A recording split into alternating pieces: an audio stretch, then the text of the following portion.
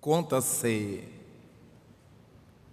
que um rei de determinado reino foi acometido por grave enfermidade. Uma depressão profunda passou a abatê-lo. E o monarca já não conseguia alimentar-se, repousar, não tinha qualquer alegria de viver, e com o passar do tempo se foi definhando. Todos os médicos do reino foram chamados. Depois de o examinarem, davam-se conta de que seu quadro era muito difícil. Depois de confirmarem a impotência diante da enfermidade real, tiveram a ideia, os seus assessores, de chamar um dos magos do reino. Quem sabe o mago tivesse uma fórmula mágica para retirar o monarca daquela situação. Foi chamado então o mago, que depois de ouvir o rei e seus assessores, disse que seu caso tinha solução, e todos se alegraram. O rei ficaria são completamente se conseguisse vestir a camisa de um homem feliz. E os seus assessores entenderam que estava nas mãos a cura do rei. Seria fácil conseguir uma pessoa feliz no reino para oferecer a camisa ao seu senhor. E saíram os asseclas reais por todo o reino e começaram através dos poderosos, da corte. E para sua surpresa não havia, dentre os poderosos reais, nenhuma pessoa feliz. Essas pessoas tinham poder, mas não tinham felicidade. Saíram procurando os intelectuais do reino. Nenhum era feliz. Expressavam-se intelectualmente exatamente para vazar a infelicidade, a angústia, a dor, a mágoa que lhes carcomia o íntimo. Procuraram então os assessores reais, os lavradores, os chefes de família,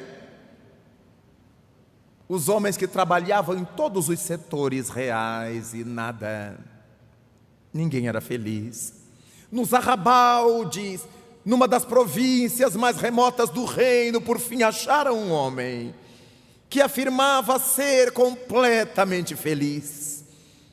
Os asseclas do rei se sentiram felicitados pelo achado. Foram até lá e conversaram com aquele homem que sorria, que falava com tanta alegria a respeito da própria vida e afirmava-se feliz. E por fim os assessores disseram-lhe: agora precisamos de uma camisa sua para levar ao nosso rei e ele poder recuperar-se completamente. E sorrindo, aquele homem lhe disse: lamento, senhores, mas eu não tenho camisa.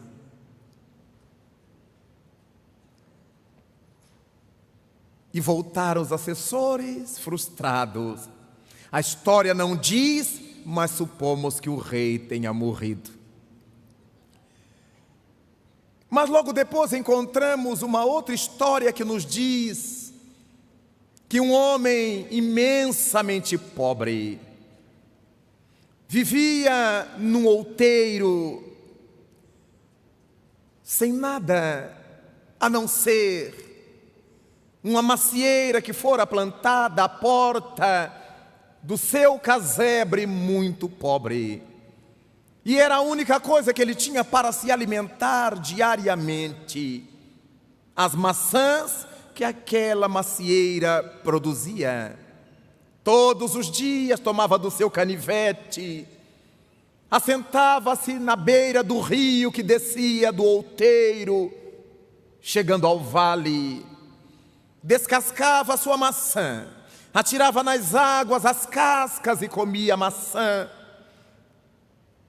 E ao longo do tempo enfarou-se de tanta maçã, resolveu mudar de vida e começou a descer a montanha para sair dali definitivamente. E quando ele chega lá embaixo no vale, encontra um casebre, uma tapera mais miserável que a sua.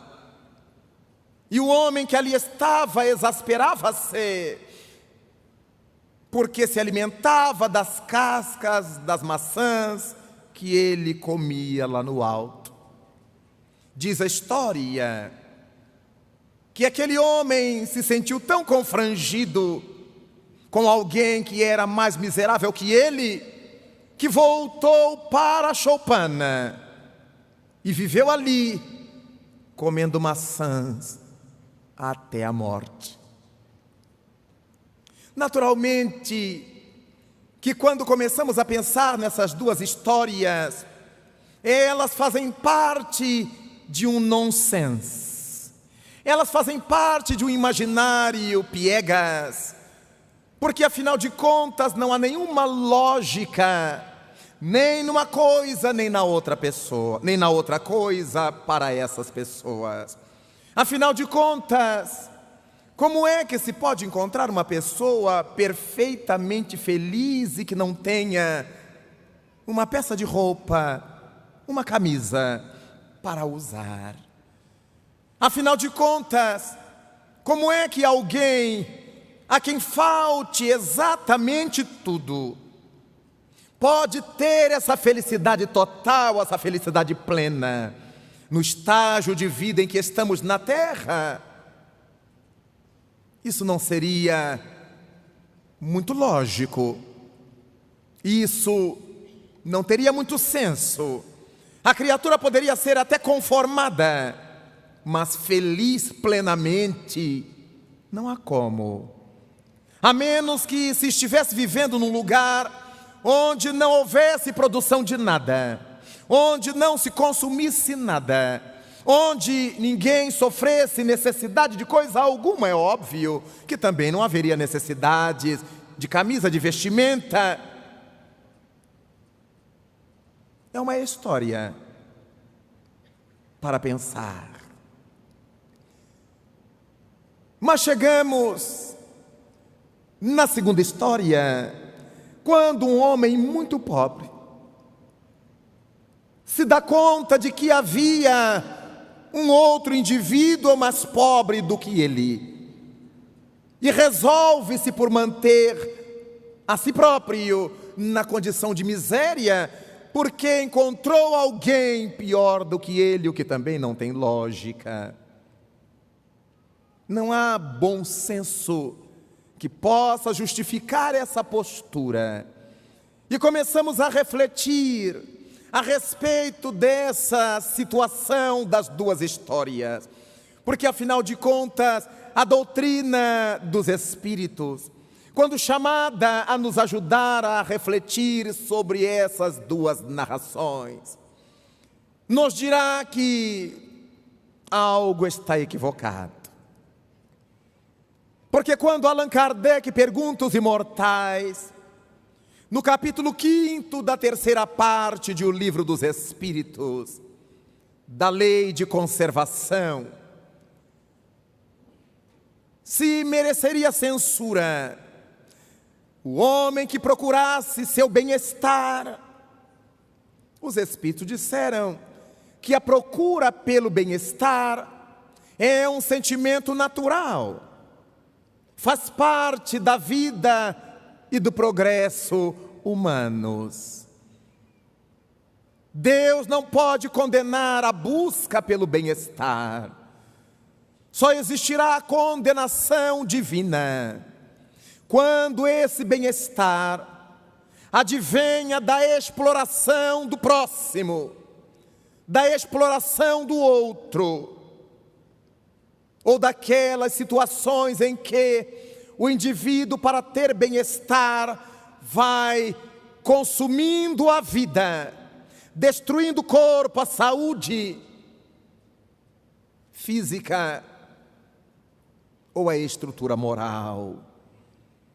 Fora disso, cabe perfeitamente no homem de bem procurar seu bem-estar. Logo, não se justifica que alguém, para afirmar-se feliz, abra mão de ter uma peça de roupa. Qualquer analista psicológico veria nessa postura uma forma neurótica de expressar uma suposta virtude. Não corresponde ao caráter humano, à lógica humana, alguém ser imensamente feliz por não ter nada. Mas a outra história, que também não tem sentido, nos leva a pensar com a doutrina espírita que quando nós nos privamos das coisas, nos impomos privações voluntárias, para que voluntariamente adotemos determinada expiação, isso não tem nenhum sentido para o conjunto das leis divinas. Dizem os Espíritos em o Livro dos Espíritos, exatamente na questão 720, se procurassem fazer o bem ao próximo, aufeririam maior resultado. Não, mas afinal de contas, ele renunciou a ser feliz porque encontrou alguém mais infeliz do que ele. À primeira vista, para as pessoas piegas, isso seria uma virtude. Mas isso não passa de uma tolice. Porque é paradoxal. Nós olhamos alguém infeliz e resolvemos manter a própria infelicidade.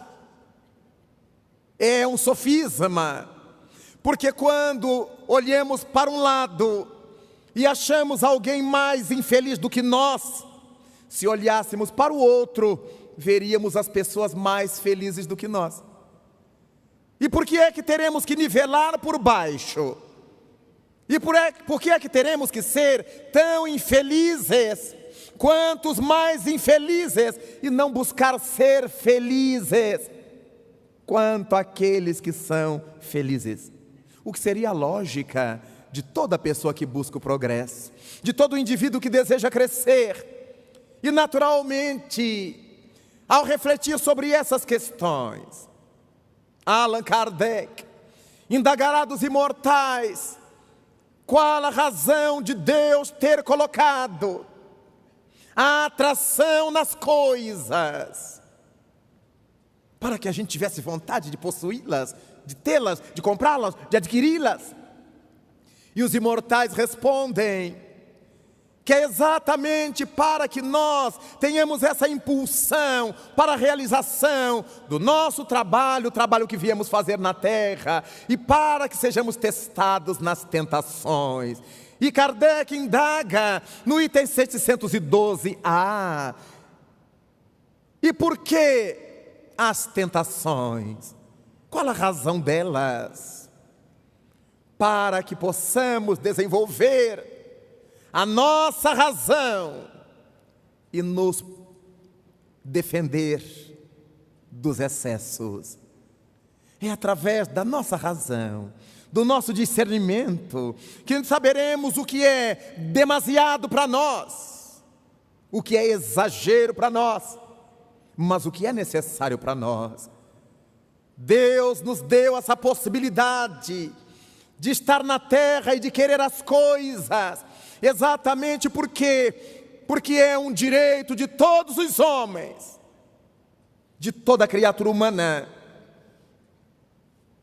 usufruir das coisas materiais do mundo. É um direito, diz o Livro dos Espíritos. Deus não poderia nos impor uma missão, um trabalho, sem nos dar condição para isso, responde a imortalidade. E na terra nós temos as condições para realizar aquilo que viemos fazer aqui. A parte que nos cabe na obra da criação